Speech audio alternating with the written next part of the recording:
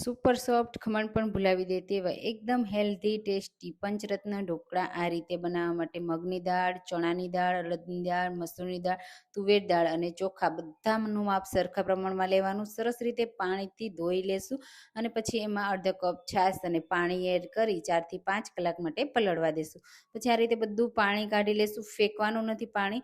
Mixer જારમાં આ રીતે દાળ એડ કરી થોડું પાણી એડ કરી ગ્રાઇન્ડ કરી લેવાનું. બેટર તૈયાર થઈ ગયું. બેટરને આ રીતે એક બોલમાં કાઢી અને 5 થી 6 કલાક માટે રેસ્ટ થવા દેશું. એટલે આ રીતે આથો આવી જશે. પછી એમાં હળદર પાવડર, સ્વાદ પ્રમાણે મીઠું એડ કરી મિક્સ કરીશું અને 1 ચમચી તેલ પણ મેં એડ કર્યું છે.